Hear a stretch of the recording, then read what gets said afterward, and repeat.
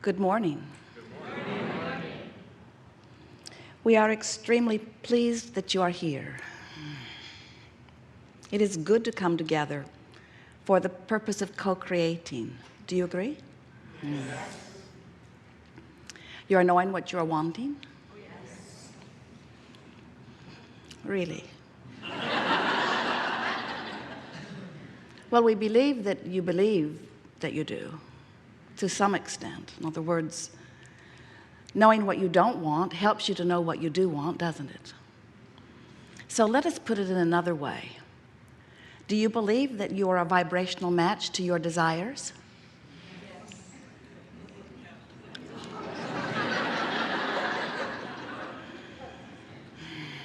Really? Well, let us tell you how you can tell if you are a vibrational match to your desires. You're living them.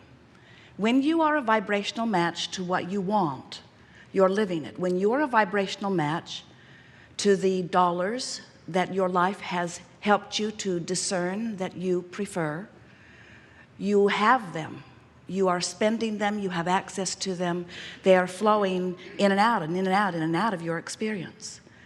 When you're a vibrational match to the relationship that your lifetime has caused you to hone, you're living it. So it was a trick question, don't feel bad. Because most of our physical friends really think that when we say, do you know what you want, that we're talking about those things that are still on the not yet manifested side of the scale. In other words, I still want it. Someone said to us one day when we were trying to get them to focus upon positive things, and we sort of laid out a list of positive things that she might think about, and she said, oh, Abraham, I don't want those. I've already got those.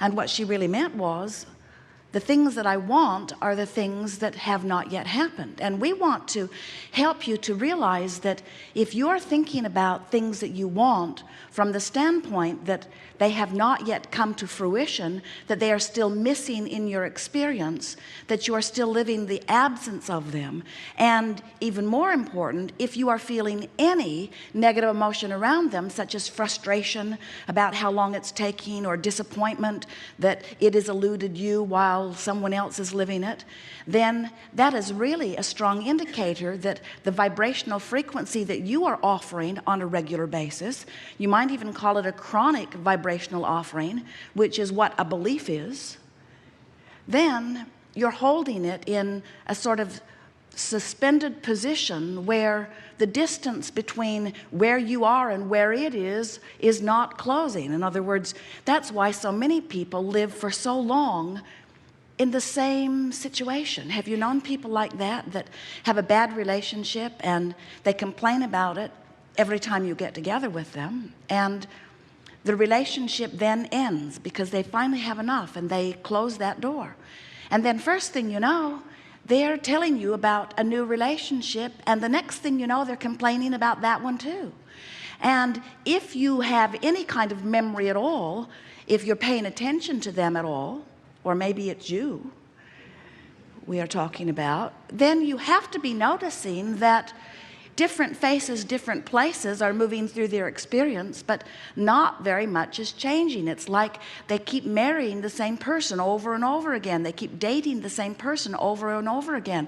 They keep moving into the same neighborhood with the same neighbors and living in the same houses with the same problems. Jerry will say to Esther, you still got that floor thing going on, don't you? As project after project has a problem with the floor. And Esther will say, I care about floors. And Jerry will say, that's obvious. If you weren't thinking about them at all, we could get a perfect floor. You have these patterns of thought. And law of attraction is helping you to sustain the pattern of thought that you have. A belief is just a thought you keep thinking. And so early on in your experience, by your exposure to life, you began developing some patterns of thought. Sometimes they were carefully taught to you by others. Sometimes it came because of something that you observed and then talked about and then remembered and then attracted again and then talked about it and then remembered and then attracted again. In other words, life is very interesting here, isn't it?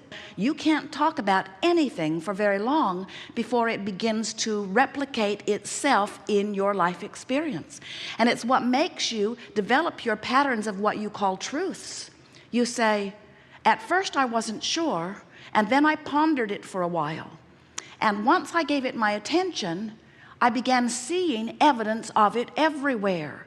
And now I believe it, and now that I believe it, it's manifesting in my experience. And we say, that's really wonderful, isn't it, if it's stuff you want? But if you are repeating patterns of thought about things you do not want, and in your environment, oh, you are very, very good at that. You have this sort of mass consciousness theory that goes like this. If we don't beat the drum of our history, we are sure to repeat it again. And we say, the contrary is true. The more you beat the drum of anything, the more you activate it in your vibration. The more it is activated in your vibration, then the more law of attraction is matching you up with things like it. And the more law of attraction is matching you up with things like it, the more you observe it. And the more you observe it, the more you talk about it. The more you talk about it and observe it, the more you beat the drum of it or offer the vibration of it. The more you offer the vibration of it, the more law of attraction matches you up with it. The more law of attraction matches you up with it, the more you're living it, the more you're talking about it, the more you're beating the drum of it, the more you're offering the vibration of it. The more you're offering the vibration of it, the more the law of attraction lines you up with it. The more law of attraction lines you up with it, the more you notice it. The more you notice it, the more you talk about it. The more you talk about it, the more you offer it vibrationally. The more you offer it vibrationally, the more law of attraction lines you up with it. The more law of attraction line. We could go on. Your life experience is showing you that. You just cannot keep telling the same story without continuing to live the same circumstances. And so this gathering, we're calling it the art of allowing, but what it really means is the art of telling a different story, the art of telling the story the way life has helped you carve it out incrementally, but telling the story with your words, with your observations, with your expectations, with your vibration. Then when law of attraction is responding to your deliberate offering of thought, now you're getting what you want, not just what you're observing.